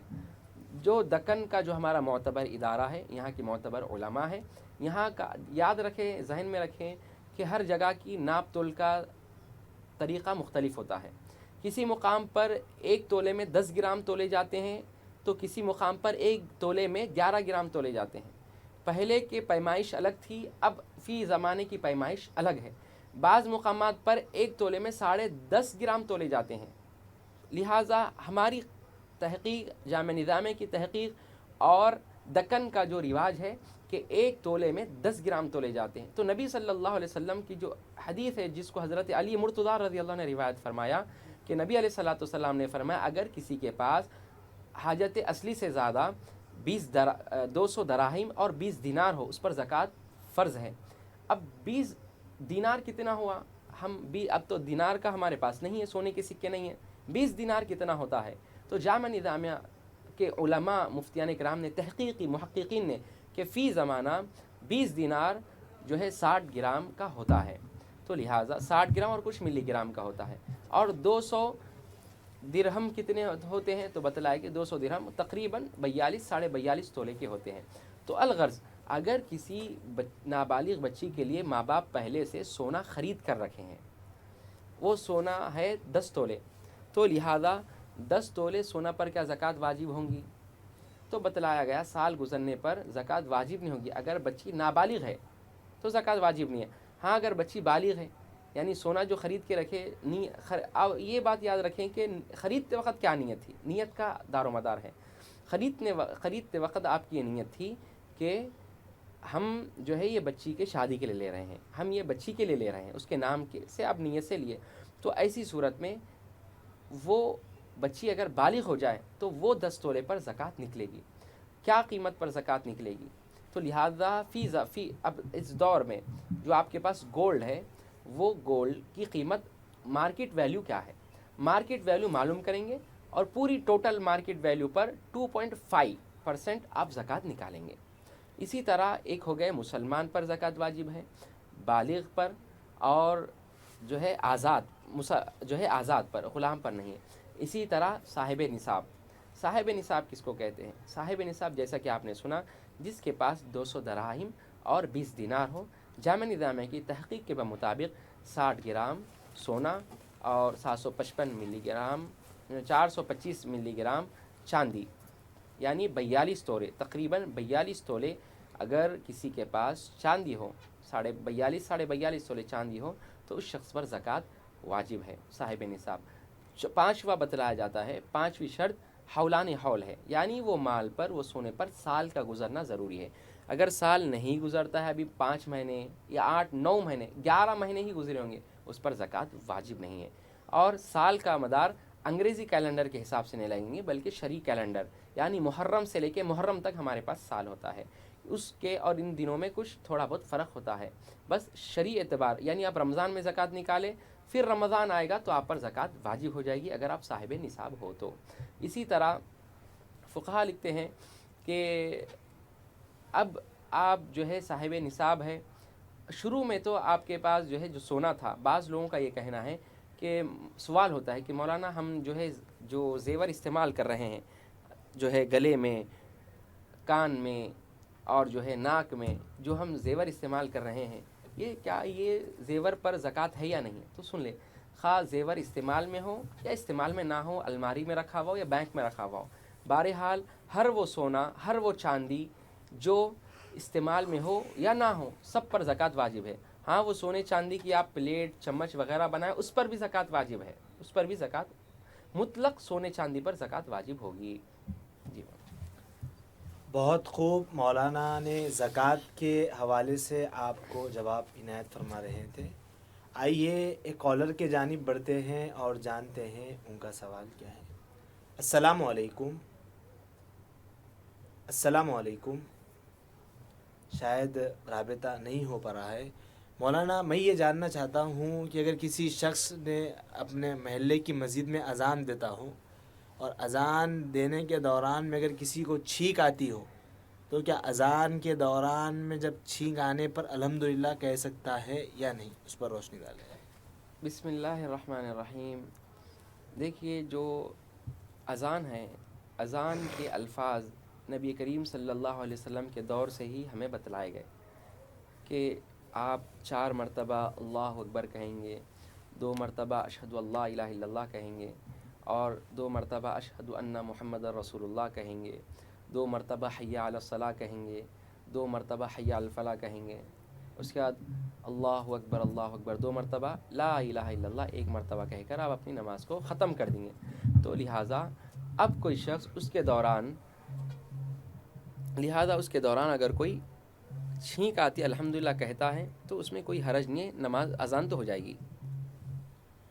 بہت خوب. آئیے کالر کو شامل کرتے ہیں اور جانتے ہیں ان کا سوال کیا ہے. السلام علیکم. السلام علیکم.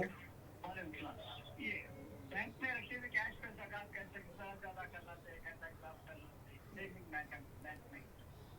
بہت شکریہ آپ کے کال کرنے کا. کہاں سے کال کر رہے ہیں آپ؟ اچھا ٹھیک ہے، بہت شکریہ. مولانا آپ کو ضرور اس کا جواب دیں گے. بسم اللہ الرحمن الرحیم. جیسا کہ ابھی ہمارے اسلامی بھائی نے سوال کیا کہ بینک میں جمع شدہ رقم کی زکوٰۃ کیسا ہوگی. ہاں وہ رقم اگر نصاب کو پہنچ رہی ہے، یعنی 42 تولے چاندی کی قیمت ہے. فی زمانہ آپ دیکھ لو کہ 42 تولے کے لیے کتنا رقم لگ رہا ہے. اگر اتنی اور اس سے زیادہ رقم اگر ہے تو اس رقم پر زکوٰۃ واجب ہوگی، کیونکہ وہ جو بینک میں جو پیسہ رکھے آپ، بینک والا زبردستی آپ سے لے لیا نہیں، آپ اپنی مرضی سے رکھے.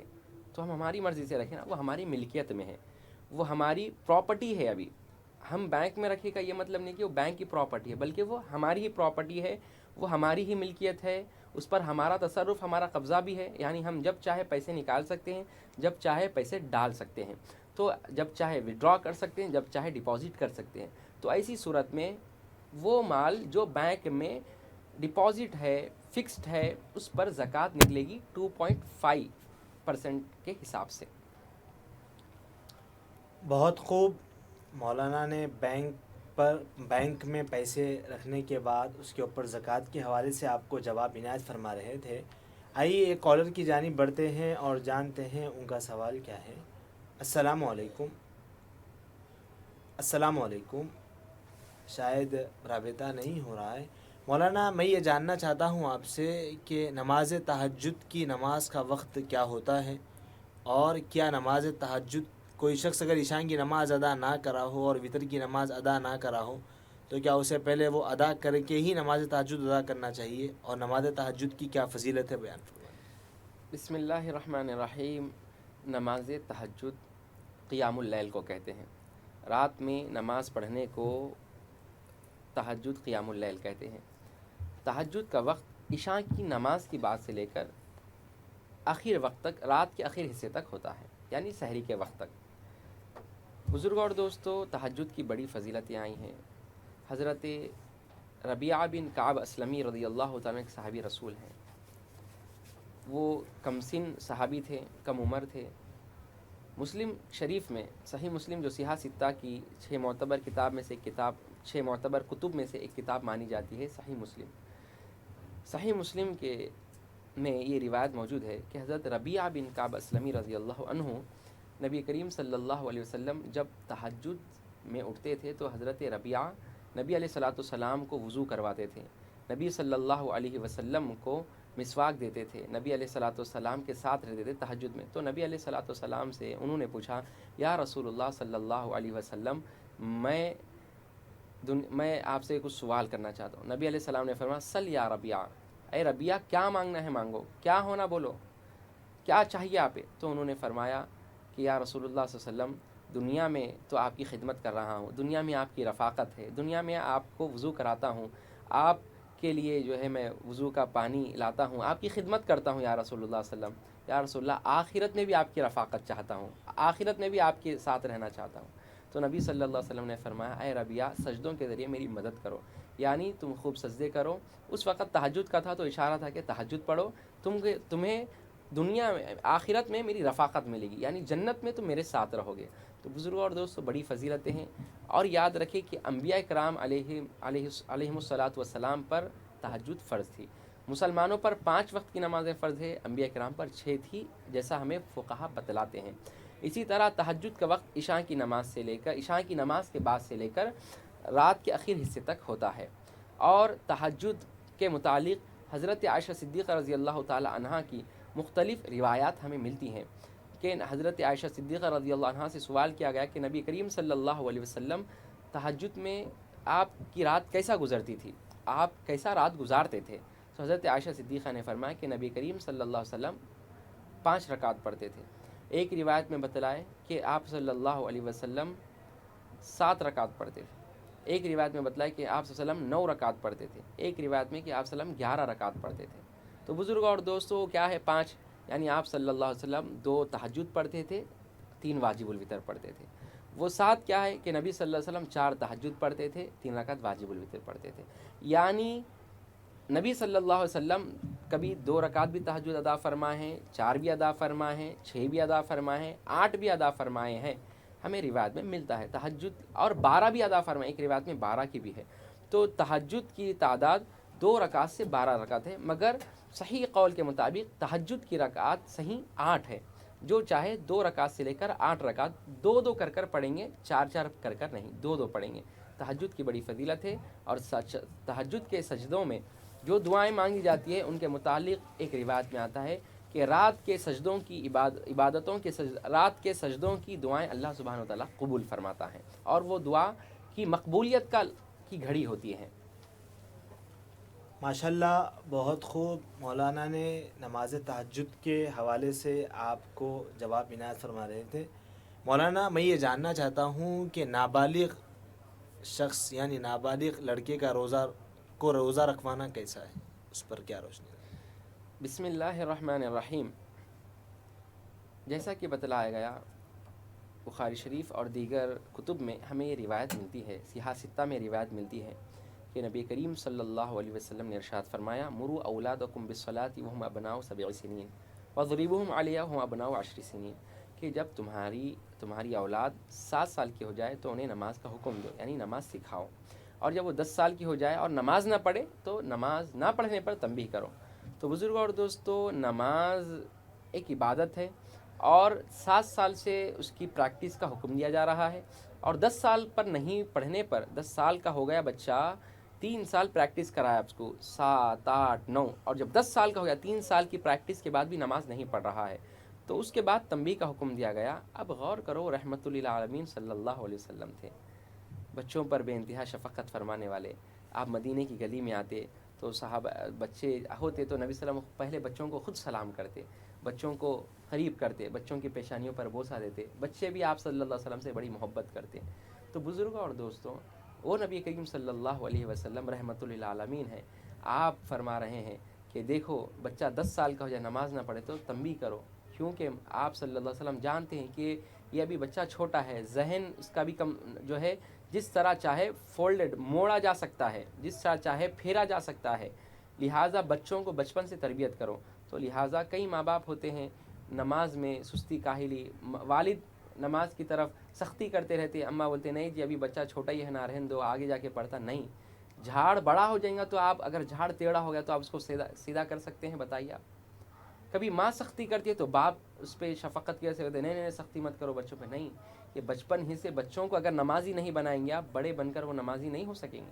بچوں کو جو تربیت بچپن سے دی جاتی ہے وہی بہتر ہوتی ہے، کیونکہ جیسا کہ فارسی میں یہ شعر مشہور ہے، خشت اول چونی حد معمار کج تا سریا میر ود دیوار کج، فرمایا جاتا ہے کہ اگر دیوار کی پہلی اینٹ، معمار جو تعمیر کرنے والا دیوار کی پہلی اینٹ کو ٹیڑھی رکھیں تو पूरा सुरैया सितारे तक भी आप दीवार उठाती जाए, दीवार टेढ़ी ही चली जाएगी।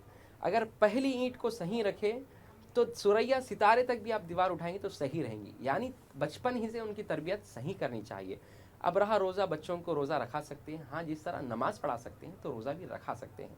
यकीन जाने कि नबी करीम सल्लल्लाहु अलैहि वसल्लम ने फरमाया, इज़ा मातल इंसान, जब इंसान मर जाता है तो उसके अमाल उससे मुनक़ती हो जाता है, सिवाय तीन के। तीन अमाल है जो मरने के बाद भी उसको सवाब मिलता रहता है। वो क्या है? फरमाया कि एक सदक़े जारिया है, एक सालेह औलाद है, एक इल्म नाफ़े है। तो सालेह औलाद कैसा बनेगी? बच्चे आप जाने के बाद सालेह बनेंगे, वो बड़े होने के बाद बचपन से बिगड़े हुए और बड़े होने के बाद सालेह बनेंगे? वो नहीं। सालिहियत के लिए बचपन ही से माँ बाप उसकी तरबियत करेंगे तो वो सालिहियत के मुकम्मल पैराए पर उतर सकता है। तो लिहाजा बच्चों को बचपन से रोज़ा रखाए, बच्चों की नेकियां वालिदैन को मिलेगी। जो बच्चे नेक अमल करते हैं, अभी मतलब उन पर फ़र्ज़ नहीं हुआ, उसके बावजूद वो अमल कर रहे हैं, तो यकीन जाने इसकी तरबियत का सवाब, इसकी नेकियों का सवाब एक एतबार से वालिदैन को भी ज़रूर मिलेगा इंशाअल्लाह। बहुत खूब। नाबालिग बच्चे और बच्चों को रोज़ा रखने के हवाले से आपने जवाब समाअत फरमा रहे थे। आइए एक औरत की जानिब बढ़ते हैं और जानते हैं उनका सवाल क्या है। अस्सलामु अलैकुम। अस्सलामु अलैकुम। शायद राबता नहीं हो पा रहा है।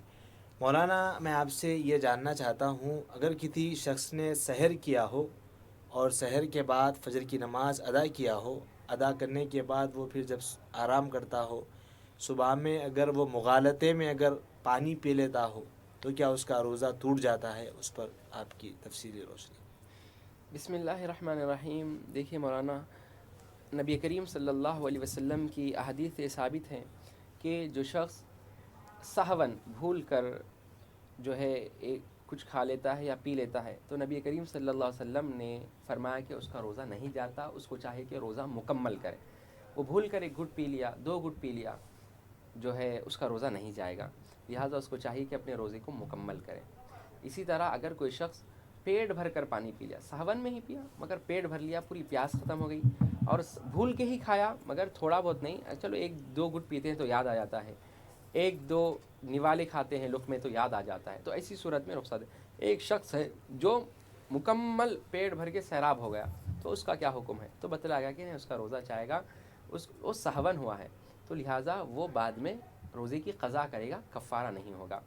और ऐसे ही कोई शख्स भूल कर पानी पी लेता है और फ़ौरी याद आ गया और अभी मुंह में ही है, यानी जैसे ही मुंह में पानी लिए आप, लेते ही याद आ गया कि मैं रोज़ा हूँ, तो ऐसी सूरत में आप अरे याद आ गया, चलो 1 घुट तो माफ़ है, बल्कि आप अभी हलक के नीचे नहीं उतरा पानी, मुंह में ही है, आपको याद आ तो फ़ौरी कुल्ली कर देना है। अगर आप नहीं याद रखने के बावजूद याद आ गया, अब आपके मुंह में है, हलक के नीचे नहीं उतरा पानी, उसके बावजूद भी अगर 1 घुट पिए तो कुछ नहीं होता, बोले ना पी लिए, तो ऐसी सूरत में रोज़ा फासिद हो जाएगा। ये अमदन जानबूझकर रोज़ा तोड़ने के बारे में है। अमदन जो रोज़ा तोड़ता है उस पर क़ज़ा भी है और कफ़ारा भी है, जानबूझकर रोज़ा नहीं तोड़ सकते हैं आप। माशाल्लाह, बहुत खूब। नादरीन, ये याद रखें कि आप, हमारा नंबर स्क्रीन पर मौजूद है, आप उस पर कॉल कर सवालात कर सकते हैं। ज़रूर मौलाना आपके दीनी शरई सवालात के जवाब ज़रूर देंगे। आइए इस गुफ्तगू के बाद एक कॉलर को शामिल करते हैं और जानते हैं उनका सवाल क्या है। अस्सलामु अलैकुम।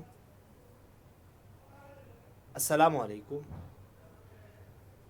शायद राबता नहीं हो रहा है।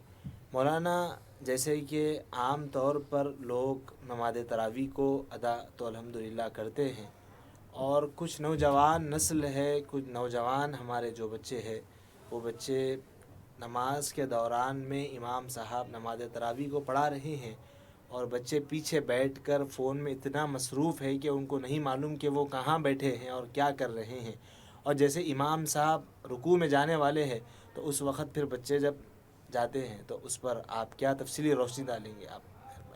बिस्मिल्लाहिर्रहमानिर्रहीम। बुज़ुर्गों और दोस्तों, ये बड़ा ही अहम सवाल मौलाना ने किया है। आप याद रखें, ये सवाल और ये मामला हमें हर दफ़ा हर मसाजिद में देखा जाता है। हर दफ़ा हर मसाजिद में ये मामला हमें देखने को मिलता है कि मौलाना साहब, इमाम साहब, हाफिज़ साहब तरावी तो पढ़ा रहे होते हैं, मगर होता क्या है कि पीछे लोग बैठे हैं, सिर्फ बच्चे ही नहीं बल्कि नौजवान भी, कई सारे नौजवान, कई सारे बड़े हजरात भी बैठकर पीछे गपशप कर रहे होते हैं, फ़ोन चला रहे होते हैं। जब इमाम साहब रुकू में जाने वाले होते हैं तो दौड़ कर आते हैं और रुकू में शामिल हो जाते हैं।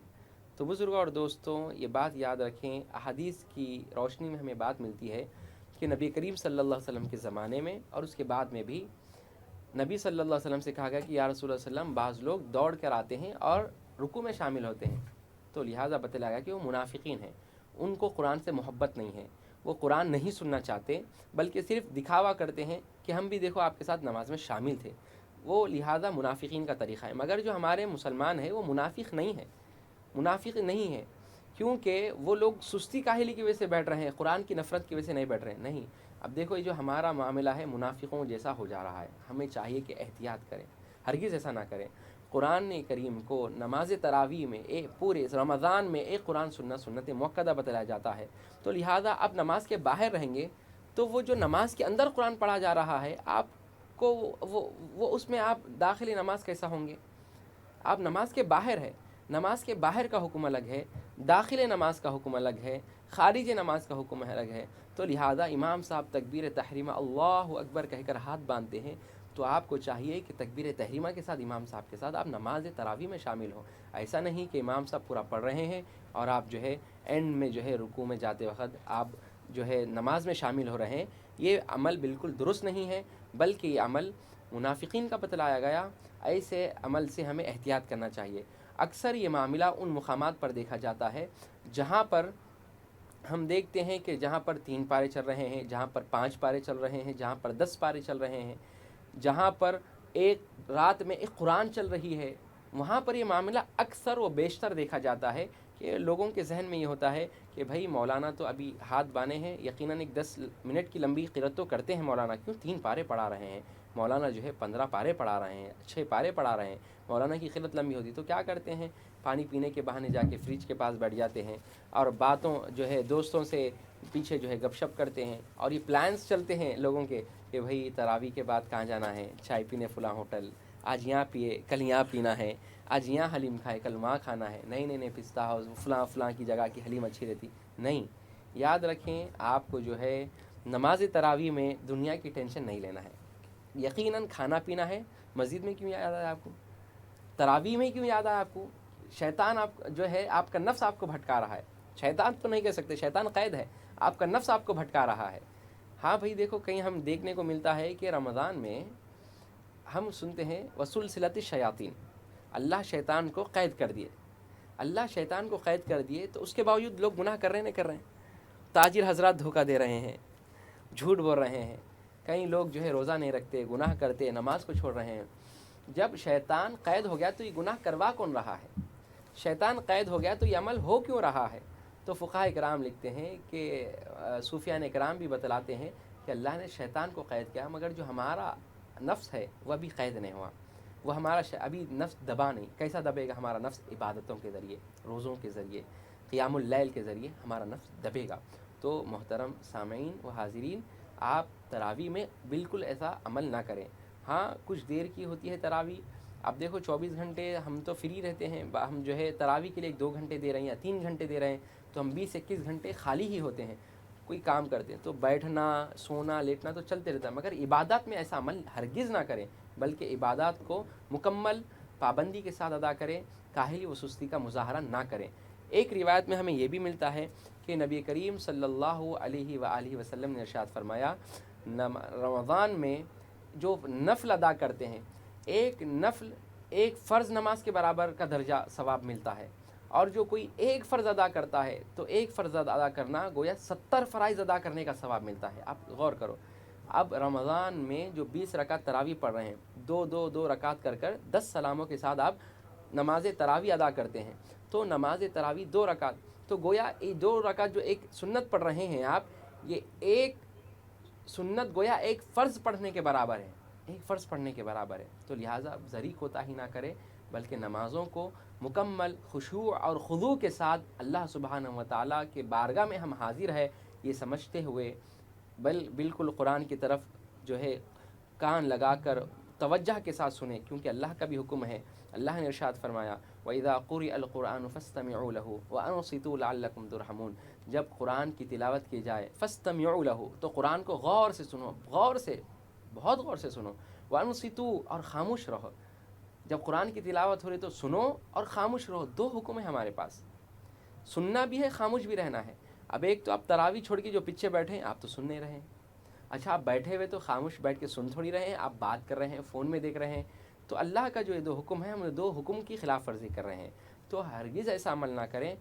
अब बतलाया गया कि अच्छा कोई कुरान गौर से सुनता है और ख़ामोशी से सुनता है, तो अल्लाह ने फरमाया लअल्लकुम तुरहमून, तुम कुरान को गौर से सुनो ताकि अल्लाह सुब्हानहू व तआला तुम पर रहम करे। तो कुरान को सुनना भी अल्लाह की रहमत की ज़मानत है। कुरान को गौर से सुनना भी रहमत इलाही का ज़रिया बन रही है। तो ऐसा ना हो कि तुम रहमत से महरूम हो जाओ, अल्लाह की बरकतों से, अल्लाह की नवाजिशात से महरूम हो जाओ। हरगिज़ ऐसा ना करें। अल्लाह के कलाम को तवज्जह से सुने, पीछे हरगिज़ ना बैठे। ये मुनाफिकीन वाला अमल है। बहुत खूब। आइए एक कॉलर की जानिब बढ़ते हैं और जानते हैं उनका सवाल क्या है। अस्सलामु अलैकुम। अस्सलामु अलैकुम। शायद राबिता नहीं हो पा रहा है। मौलाना, मैं ये जानना चाहता हूँ आपसे कि हालत रोज़े में इंजेक्शन लेना और ग्लूकोज चढ़ाने का क्या हुक्म है? बिस्मिल्लाहिर्रहमानिर्रहीम। देखिए, हालत रोज़ा में खाना पीना और इज़्दिवाजी ताल्लुक़ से मना किया गया है। अगर कोई शख्स खाता है अमदन, पीता है अमदन, और इज़्दिवाजी ताल्लुक़ यानी मियाँ बीवी के जो ताल्लुक़ात होते हैं वो कायम कर लेता है तुलूए फ़ज्र से लेकर ग़ुरूब आफ्ताब के दरमियान, लिहाजा वो शख्स का रोज़ा फासिद होता है। अगर कोई अमदन ऐसा करता है तो उस पर क़ज़ा भी है और कफ़ारा भी है। तो मोहतरम सामिईन व सामियात, नाज़रीन व नाज़िरात, ये बात याद रखें कि अगर कोई शख्स हालत रोज़ा में इंजेक्शन लेता है या ग्लूकोज चढ़ाता है तो उससे इंसान को क़ुव्वत मिलती है। तो लिहाजा जैसा खाने से क़ुव्वत मिलती है, इसी तरह मेडिसिन से भी क़ुव्वत मिलती है। फ़ुक़हा ने, जमहूर उलमा ने क़तई तौर पर मना किया कि खा गोश्त में इंजेक्शन लो या रगों में इंजेक्शन लो। लिहाजा हालत रोज़ा में इंजेक्शन और ग्लूकोज नहीं चढ़ाना चाहिए और इससे रोज़ा फासिद हो जाता है। बहुत खूब। आइए एक कॉलर की जानिब बढ़ते हैं और जानते हैं उनका सवाल क्या है। अस्सलामु अलैकुम। अस्सलामु अलैकुम। शायद राबिता नहीं हो पा रहा है।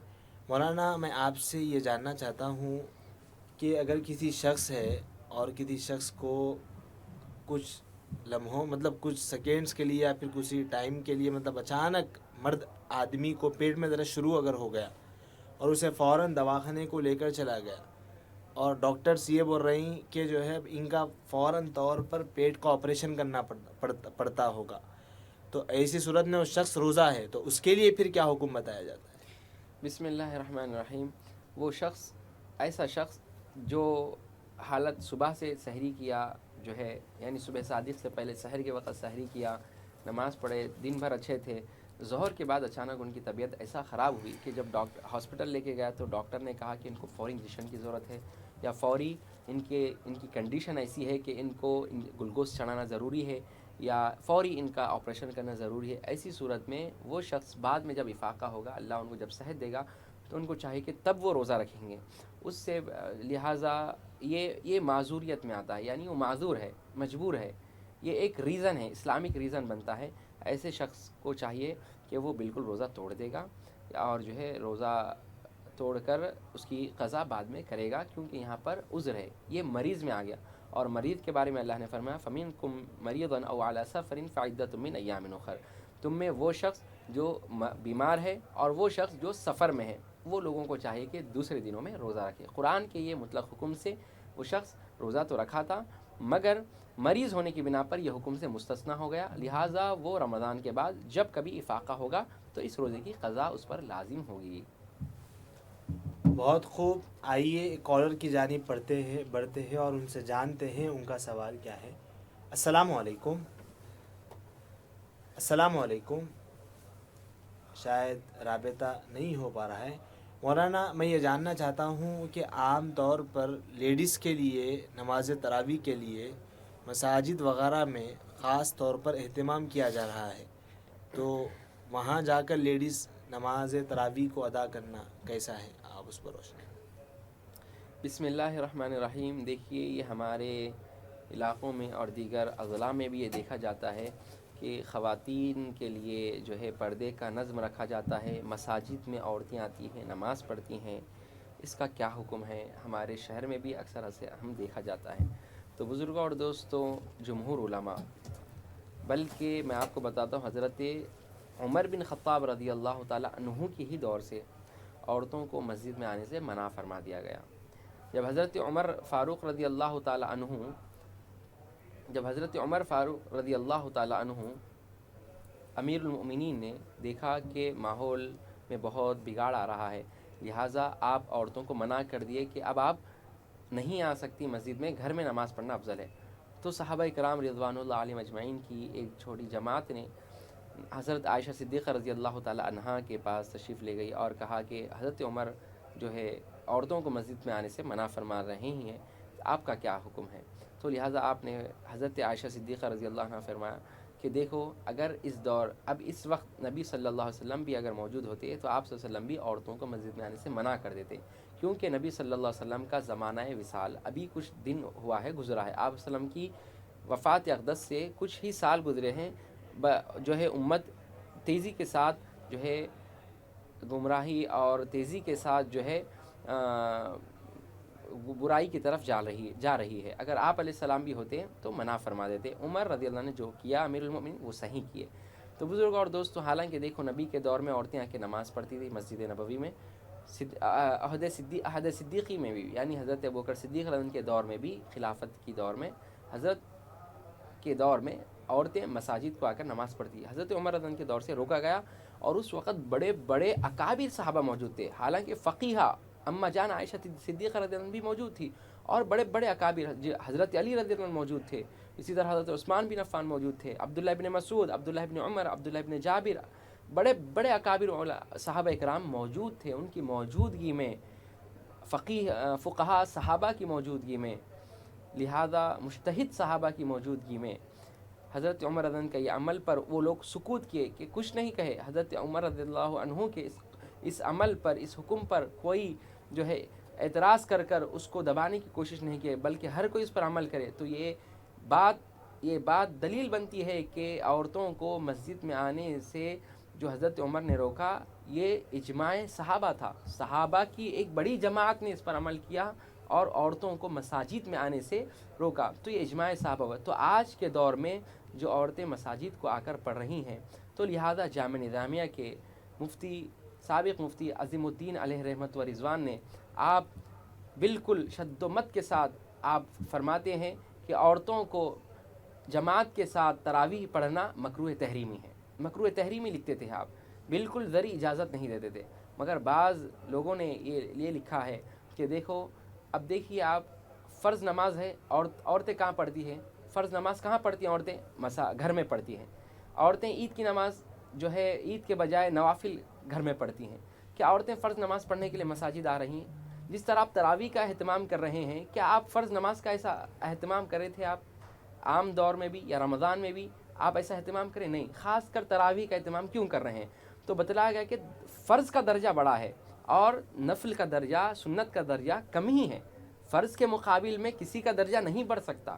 تو ایسی صورت میں آپ عظیم الدین علیہ رحمہ فرماتے تھے کہ یہ عمل مکروہ تحریمی ہے، عورتوں کو اپنے گھر میں نماز پڑھنا افضل ہے اور مردوں کو مسجد میں جماعت کے ساتھ نماز پڑھنا افضل ہے۔ تو لہٰذا عورتوں کو چاہیے، اب جہاں کہیں اب ایسا ہو رہا ہے، ماحول بن پڑا ہے، پڑھ رہے ہیں، وہاں پہ فتنے کا خدشہ نہیں ہے، ایک اچھے اہتمامات کے ساتھ پڑھ رہے ہیں، تو لہٰذا ایسی جہاں پر پہلے سے اہتمامات ہو رہے ہیں، ہم وہاں پر جھگڑا نہیں کریں گے کہ کیوں آ رہے ہیں، کدھر آ رہے ہیں، بلکہ وہ ایک اچھے طریقے سے پڑھ رہے ہیں تو ہم ان کے ساتھ لڑائی بھی نہیں کریں گے، اور جہاں پر یہ معمول نہیں ہے وہاں پر وہ معمول پیدا نہیں کریں گے۔ یہ دو باتوں کا خاص خیال رکھنا چاہیے۔ ماشاءاللہ، بہت خوب۔ مولانا نے نماز تراویح کے حوالے سے آپ کو جواب عنایت فرما رہے تھے۔ آئیے آگے بڑھتے ہیں ایک کالر کی جانب اور جانتے ہیں ان کا سوال کیا ہے۔ السلام علیکم۔ السلام علیکم۔ شاید رابطہ صحیح سے نہیں ہو پا رہا ہے، مولانا میں آپ سے یہ جاننا چاہتا ہوں کہ کسی شخص نے اگر سحری کیا ہو اور سحری کر کر نماز فجر ادا نہ کیا ہو اور اس کے بعد وہ شخص اپنے بستر پر آرام کرتا ہو، نماز کو چھوڑ دیتا ہو، تو کیا ویسا روزہ رکھنا اس کے لیے کیا ہے؟ بسم اللہ الرحمن الرحیم۔ حدیث مبارک میں ہمیں ملتا ہے کہ وہ شخص جو صبح صادق سے لے کر غروب آفتاب تک عبادت کی نیت سے روزہ رکھتا ہے، کھانے سے، پینے سے، ازدواجی تعلق، یہ تینوں سے دور رہتا ہے اور عبادت کی نیت سے بھوکا رہتا ہے تو اس کا روزہ ہو جائے گا۔ مگر وہ شخص جو عبادتوں کو مکمل ترک کر دیتا ہے، یعنی فرائض نہیں پڑھتا، فرض نماز، ظہر، عصر چلے جاتی ہے بستروں پر، ہمارے آج کل نوجوانوں کے بستروں پر جو ہے نمازیں چلے جا رہے ہیں، تو علماء کیا لکھتے ہیں؟ یہ مکروہ عمل ہے، یہ روزہ مکروہ ہو جاتا ہے ان کا۔ اور یہ نمازوں کو عمدن چھوڑنا یہ تو گناہ کبیرہ ہے۔ فرض نماز کو جان بوجھ کر چھوڑنا گناہ کبیرہ ہے، وقت پر ادا نہیں کرنا گناہ کبیرہ ہے۔ بزرگ اور دوستو یاد رکھو، بہت بہت بڑا گناہ ہے۔ ہم سمجھتے ہیں بھائی نماز چھوڑ کے قضا کر لیں گے، بھائی ان کے لیے جو حالت سفر میں ہے، وہ جو مجبوری میں ہے، جن کے پاس شرعی عذر ہو، ان لوگوں کے لیے بات درست ہے۔ مگر ہر کوئی یہ سمجھ رہا ہے کہ میں نیند پہلے پوری کر لوں گا، اس کے بعد اٹھ کے قضا کروں گا۔ نماز کو جان بوجھ کر اس کے وقت پر نہیں پڑھنا، عمدن نماز کو ترک کرنا، یہ گناہ کبیرہ ہے، یاد رکھیں آپ، صغیرہ نہیں ہے، گناہ کبیرہ ہے۔ ہاں چلو اب بعد میں نماز قضا کر لیں گے، ہاں نماز جو چھوڑے تھے وہ تو معاف ہو جائیں گی، مگر وقت پہ جو نماز نہیں پڑھے اس کا گناہ تو باقی رہیں گا آپ پر۔ وقت پر جو نماز نہیں پڑھے اس کا گناہ آپ پر باقی رہے گا، لہٰذا نماز کو نہیں چھوڑ سکتے۔ ایک حدیث میں ہمیں یہ بھی ملتا ہے کہ نبی کریم صلی اللہ علیہ وآلہ وسلم نے ارشاد فرمایا کہ جو شخص صبح صادق سے لے کر غروب آفتاب تک بھوکا رہتا ہے تو اللہ سبحانہ و تعالیٰ اس کے بھوک و پیاس سے اس کی بھوک و پیاس اللہ تک نہیں پہنچتی، بلکہ دل کا تقویٰ اللہ تک پہنچتا ہے۔ اب یہ کون سا متقی ہے، یہ کون سا پرہیزگار ہے جو نماز چھوڑ کر اللہ کو راضی کر رہا ہے؟ یہ نماز چھوڑ کر بستروں پر اے سی میں بلینکٹ اوڑھ کر سو رہا ہے اور یہ سمجھ رہا ہے اللہ میرے سے راضی ہوں گے۔ بھائی اللہ کا حکم، روزہ حکم ہے اللہ کا، آپ روزہ رکھے، کیا نماز اللہ کا حکم نہیں ہے؟ آپ غور کرو، آپ روزہ اللہ کا حکم ہے کہہ کر آپ جو ہے نماز پڑھ رہے ہیں، روزہ رکھ رہے ہیں اور نماز چھوڑ رہے ہیں، کس کا حکم سمجھ کر چھوڑ رہے ہیں؟ یہ انتہائی غلط بات ہے۔ تو لہٰذا آپ کو چاہیے کہ جس طرح روزے کی ہم پابندی اور اہتمامات کر رہے ہیں، اس سے زیادہ نماز کا اہتمام کرنا چاہیے، کیونکہ نماز کی فضیلت بہت زیادہ ہے، روزے سے زیادہ نماز کی فضیلت ہے۔ نماز پہ بہت زیادہ توجہ دینا چاہیے ہمیں، کیونکہ نماز کے متعلق تو نبی کریم صلی اللہ علیہ وسلم کی وعید تو اتنی زیادہ ہے، بتلایا جاتا ہے کہ اگر کوئی شخص مومن اور کافر کے درمیان، آپ علیہ السلام فرماتے ہیں مومن اور کافر کے درمیان فرق کرنے والی چیز صرف نماز ہے، صرف نماز ہے۔ اور فرماتے ہیں کہ جب میں معراج کو گیا تو میں عالم برزخ میں دیکھتا ہوں۔ بزرگوں اور دوستوں، عالم برزخ آپ کو جاننا چاہیے کہ اللہ کے رسول صلی اللہ علیہ وسلم جب معراج کو تشریف لے گئے تو اللہ سبحانہ و تعالیٰ نے جو حشر کا میدان تھا، جو ابھی قائم نہیں ہوا بلکہ ابھی وہ قیامت کے بعد حشر کا میدان برپا ہوگا، اس فیوچر کے ٹائم کو، فیوچر کے پورے کلائمیٹس کو اللہ نے نبی صلی اللہ علیہ وسلم کو پہلے ہی بتا دیے۔ سبحان اللہ، اللہ نے معراج ہی میں رسول اللہ صلی اللہ علیہ وسلم کو سب بتا دیے۔ تو اب غور کرو، اس وقت نبی علیہ السلام فرماتے جب میں جہنم مجھے دکھلائی گئی تو جہنم میں لوگوں کے سر پتھر سے کچلے جا رہے تھے، لوگوں کے سر پتھر سے کچلے جا رہے تھے۔ میں پوچھا ہے جبرائیل یہ کون لوگ ہیں جن کے سر پتھروں سے کچلے جا رہے ہیں؟ تو حضرت جبرائیل علیہ السلام کہتے یا رسول اللہ یہ وہ لوگ ہیں جن کے سر دنیا میں وزن ہو گئے تھے، اللہ کی بارگاہ میں جھکتے نہیں تھے، لوگ نماز نہیں پڑھتے تھے، لہٰذا وہ سر دنیا میں جو وزن ہو گئے تھے یہاں پر ان کو پھوڑا جا رہا ہے، یہاں پر ان کو ہلکا کیا جا رہا ہے۔ تو بزرگوں اور دوستوں، نماز کی وعید اور زیادہ ہے۔ اگر نماز آپ ترک کرتے ہیں تو رسول اللہ کا واضح ہے، آپ کا فرمان ہے کہ مومن اور کافر کے درمیان فرق ہے۔ آپ کو معلوم ہے فقہاء کرام لکھتے ہیں کہ اگر کوئی عمدن نمازیں چھوڑتا ہے، نماز نہیں پڑھتا تو اس کو قید کی سزا ہے، اور قید میں ڈالنے کے بعد بھی نماز نہیں پڑھتا تو قتل کی سزا بعض ائمہ نے لکھا۔ کیوں؟ کیونکہ نماز جیسی عبادت بندہ ارتداد کر رہا ہے، بندہ ایک حد تک کفر تک پہنچ رہا ہے، تو لہٰذا نماز کو ہرگز نہیں چھوڑنا چاہیے۔ آئیے اسی طرح میں آپ کو بتاتا ہوں کہ جو شخص ایسا عمل کرتے ہیں وہ اپنے دل سے فتویٰ لیں، اپنے دل سے پوچھیں کیا یہ صحیح عمل ہے؟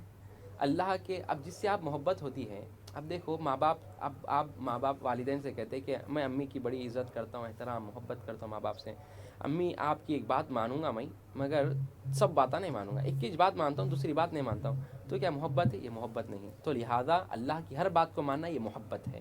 اللہ کی اطاعت کرنا، اطیعوا اللہ و اطیعوا الرسول، اللہ سبحانہ و تعالیٰ کی اطاعت کرنا، اللہ کے رسول کی اطاعت کرنا، یعنی قرآن پر عمل کرنا، احادیث پر عمل کرنا ہمارے لیے انتہائی ضروری ہے۔ میں اللہ سبحانہ و تعالیٰ سے دعا کرتا ہوں کہ مولا جو کچھ سنا اور سنایا گیا ہے عمل کی توفیق عطا فرما، آمین۔ مولا کہنے سننے میں سنانے میں کچھ غلطی ہو تو اسے معاف عطا فرما، اے اللہ دینی مسائل کو ہمارے لیے آسان عطا فرما، اے اللہ رمضان کے روزوں کو تراویحات جو ادا کر رہے ہیں اللہ اسے قبول و مقبول عطا فرما، اے اللہ اس چینل کے جتنے ارکان ہیں تمام ارکان کو صحت یابی اور ان کے گھر والوں کو صحت سے نواز دے، مولا ان کے عبادات کو قبول فرما، بجاہ نبی کا طہ و یاسین والحمد للہ رب العالمین۔ ماشاءاللہ، بہت خوب، مولانا نے اپنا قیمتی وقت ہمیں عنایت فرمایا، مولانا کا ہم بہت شکریہ ادا کرتے ہیں۔ ناظرین، انشاءاللہ تعالی پھر ہم کل آپ سے ملتے ہیں اور 4 بجے سے ہمارا پروگرام شروع ہوگا، آپ ہم سے جڑے رہیے، تب تک کے لیے اجازت دیجیے، اللہ حافظ۔